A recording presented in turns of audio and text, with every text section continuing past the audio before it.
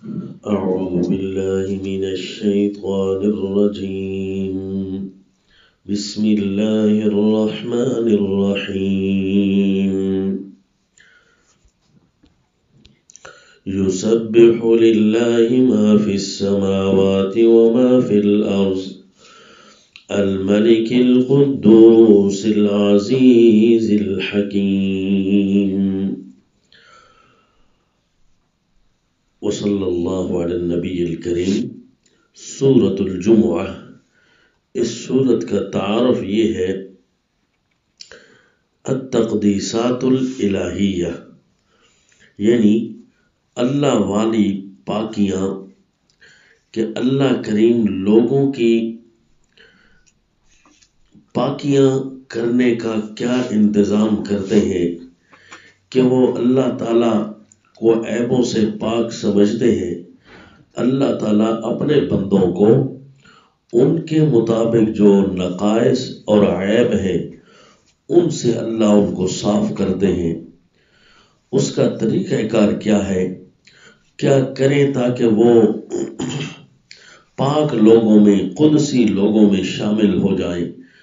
تو اگر کوئی چاہے کہ میں ایسی صورت ڈھونڈوں قرآن سے جس میں اللہ نے نقائص سے بچنے کے طریقے ارشاد فرمائے ہوں، مومنوں کو ان کی کسی قسم کی کوتاہی لاحق نہ ہو، تو اسے چاہیے سورہ الجمعہ پڑھے.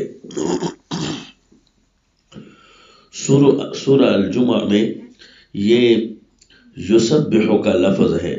پچھلی صورتوں میں سبح کا لفظ تھا، یعنی ماضی کے صیغے کے ساتھ، اور اب مضارع اور حال کے صیغے سے ارشاد فرمایا.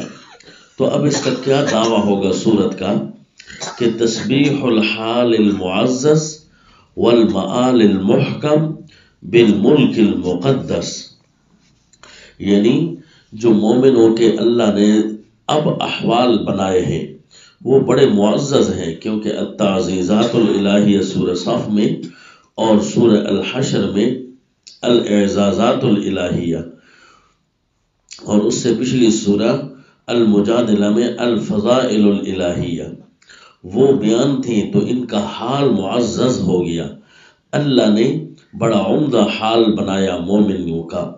والمآل المحکم، اور آئندہ جو ہو وہ بھی بڑا مضبوط اور پکا ہو، صاحب حکمت حال ہو. تو اس حال اور معال پر اللہ کی تسبیح بنتی ہے، کیونکہ اللہ کریم جیسا ایسا کوئی کرنے والا نہیں، ایسا کوئی قانون اور جامع پروگرام دینے والا نہیں. اس لیے اللہ کی تسبیح بھی بنتی ہے کہ بالملک المقدس، کہ اللہ نے انسانوں کو معزز بنا کر جو معزز اور مقدس ملک نصیب فرمایا ہے. پھر اللہ کا سارا ملک مقدس ہوا، پھر اللہ کی ساری کائنات ہر قسم کے کوتاہی اور اعتراض اور نقص اور عیب سے پاک ہے.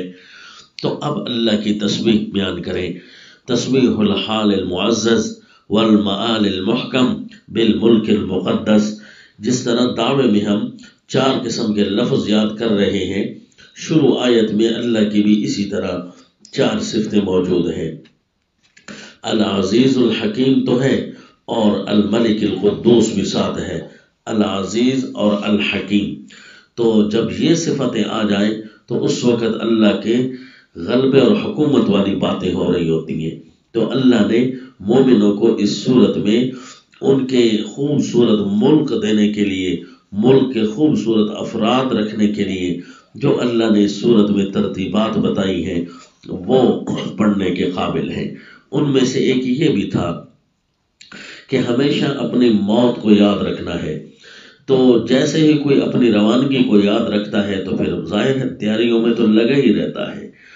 ایک جامع فارمولہ دیا. اسی طرح اس صورت میں یہ بھی فارمولہ دیا کہ زندگی بھر قرآن کے ساتھ لگے رہنا، تلاوت کے اور تعلیم کتاب دونوں پروگراموں کو جاری کر کے تعلیم حکمت دانائی اس سے ڈھونڈ کر اس تیسرے پروگرام کو بھی شامل کرنا، اور ان تینوں پروگرامات کے ذریعے یعنی تلاوت، تعلیم کتاب اور اس کے اندر سے نکلنے والے حکم، یعنی جس طرح رسول اللہ صلی اللہ علیہ وسلم کے احادیث تشریحات القرآن ہیں، تو ان کے ذریعے چوتھا پروگرام یہ تزکیے والا تمہارا ہونا چاہیے، یعنی روزانہ دیکھنا ہے کہ قرآن پڑھ پڑھ کے، قرآن سن سن کے یہ اپنے آپ کو درست رکھنا ہے، یہود و نصارہ کی طرح نہ ہو جانا کہ انہوں نے کتاب اللہ کے ساتھ زیادتی کی۔